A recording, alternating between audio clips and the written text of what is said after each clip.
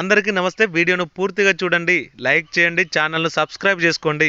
ఈరోజు తెలంగాణ రాష్ట్రంలోని ఆంధ్రజ్యోతి దినపత్రిక ప్రధాన వార్తలు చూసుకుంటే, మోదీతో రేవంత్ భేటీ.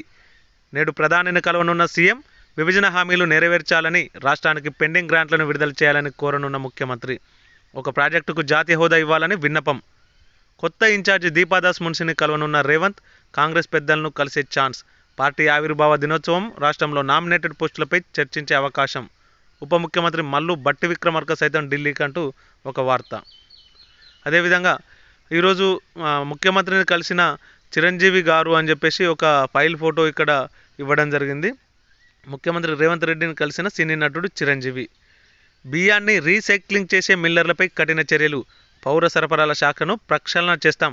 గత ప్రభుత్వ అక్రమాలపై విచారణ అంటూ ఉత్తమ్ రెడ్డి వ్యాఖ్యలు. కాళేశ్వరంపై లోపాలపై నజర్. 29న మేడిగడ్డకు మంత్రులు ఉత్తమ్ కుమార్ మరియు దుద్దిల్ల శ్రీధర్ బాబు గారు. తర్వాత అన్నారం సుందెల్ల బ్యారేజ్ల వద్దకు ఇరిగేషన్ అధికారులతో సమీక్షించే ఛాన్స్. లోక్సభ ఎన్నికల్లోనూ సిపిఐతో అంటూ కొత్త ఇన్ఛార్జ్ దీపాదాస్ మున్షి గారి ప్రకటన ఇక్కడ చూడవచ్చు. పొగమంచు మృత్యువై కమ్మేసి. ఆటో లారీ ఢీ 4 దుర్మరణం. అంతకుముందే ప్రమాదంలో బంధువుల మృతి. అక్కడికి వెళ్తూ మృత్యువత. నల్గొండ జిల్లా నిడమనూరులో విషాదం అంటూ ఒక వార్త. వికారాబాద్ జిల్లాలో చెరువులోకి కారు. 1 మృతి, 4 క్షేమం. కాపాడాలంటూ బాధితుల వేడుకోలు. వీడియో తీస్తూ కాలక్షేపం చేసిన జనం అంటూ ఒక వార్త ఇవ్వడం జరిగింది. గ్రూప్స్ గజిబిజి. టీఎస్పీఎస్సీ పరీక్షలు ఫలితాల స్పష్టత కోసం నిరుద్యోగుల ఎదురుచూపులు. 10 రోజుల్లో గ్రూప్ 2 పరీక్షలు ఏర్పాట్లు చేయని వైనం. మళ్ళీ వాయిదా పడే ఛాన్స్. అంటే గత షెడ్యూల్ ప్రకారం ఇంకో 10 రోజుల్లో గ్రూప్ 2 పరీక్షలు నిర్వహించాల్సి ఉండగా ఇంకా ఏర్పాట్లు కాకపోవడంతో మళ్ళీ వాయిదా పడే అవకాశం ఉందని చెప్పేసి ఈ వార్త. నిలిచిన కమిషన్ కార్యకలాపాలు మరియు రాజీనామాలు. పలు పోస్టుల పరీక్షల ఫలితాలు పెండింగ్లోనే. కాంగ్రెస్ ప్రభుత్వం నియామక పరీక్షలను నిర్వహిస్తుందా లేక జాబ్ క్యాలెండర్ వైపే మొగ్గు చూపుతుందా?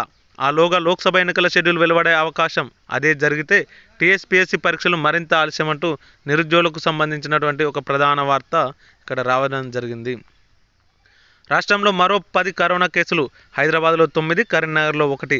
దేశంలో 64 JN1 వేరియంట్ కేసులు అని చెప్పేసి కరోనాకు సంబంధించి. సిట్టింగ్లలో కొందరికి నో ఛాన్స్. లోక్సభ ఎన్నికలపై బీఆర్ఎస్ కసరత్తు. గతంలో 9 సీట్లు గెలుపు.